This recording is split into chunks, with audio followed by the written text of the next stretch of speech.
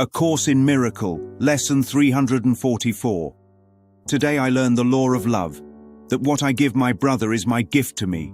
This is your law, my Father, not my own. I have not understood what giving means, and thought to save what I desired for myself alone. And as I looked upon the treasure that I thought I had, I found an empty place where nothing ever was or is or will be. Who can share a dream? And what can an illusion offer me? Yet he whom I forgive will give me gifts beyond the worth of anything on earth. Let my forgiven brothers fill my store with heaven's treasures, which alone are real. Thus is the law of love fulfilled. And thus your Son arises and returns to you. How near we are to one another as we go to God. How near is he to us? How close the ending of the dream of sin and the redemption of the Son of God. Lesson 344. Today I learned the law of love, that what I give my brother is my gift to me. The house that could not keep a thing.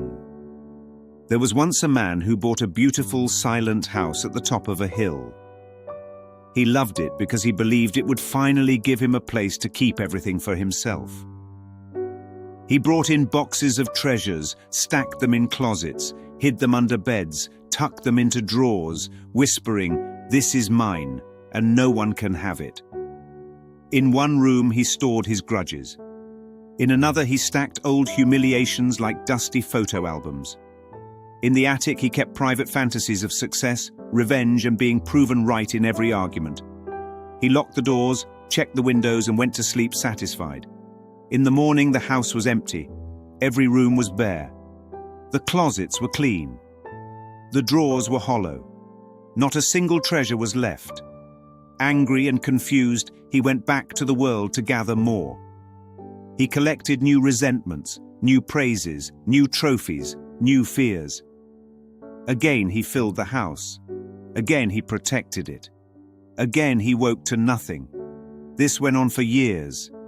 The more he tried to save things for himself alone, the more violently empty the house seemed to become. He blamed thieves. He blamed demons. He blamed God. But the house said nothing. One night, exhausted and bitter, he noticed a door he had somehow never opened. It was a simple wooden door in the exact center of the house. He told himself he had checked every room, but he had avoided this one without knowing why. With nothing left to lose, he opened it. Inside was a single chair and another person sitting there, his brother. Not his biological brother necessarily, but the one mind that seemed to wear every face he had ever loved and hated. The brother looked at him with a softness that felt almost dangerous. "Where did you put all your treasures?" the man demanded. "I had many things stored here, and now there is nothing." The brother smiled gently. "There was never anything here," he said, "except what we share." The man protested. "I brought my special memories, my secret fears, my private pride. I kept them safe in this house." The brother shook his head. "You cannot keep what is not real," he said. "You cannot store what was only a dream of separation."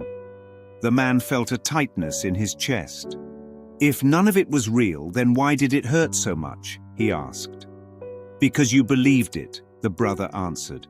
"Believing a lie does not make it true, but it does make it painful."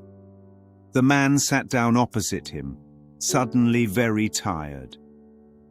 "What does this house want from me?" he asked. "Why will it not let me keep anything?" "The house is the law of love," the brother said. "It is built on one fact: only what is shared is real. This house cannot hold anything you try to keep only for yourself." The man thought about the empty rooms, the endless vanishing, the way his store always seemed barren. "So everything I tried to save for myself alone was nothing?" he asked slowly. "Yes," the brother replied. "Grievances, private victories, secret shame, special relationships, personal salvation, none of those can stay because they are made of the idea, I am separate from you." "And what about you?" the man asked. "What happens if I give you something?" "Then you learn the law of love," the brother said. "Because what you give me is your gift to yourself. Naming it forgiveness is one way to see it. But forgiveness is simply the willingness to stop protecting a lie about either of us." The man felt something rise in him, an ancient, tight refusal to let go. He thought of one face, one story, one unforgivable thing. "This one," he said. "I will not give you this one. I need it. It proves who I am and what they did." "Look at it," the brother said, "and see what it really is." The man looked. He expected to see the scene burn bright and solid, but instead it flickered like a movie projected on fog. The more he stared, the less form it had.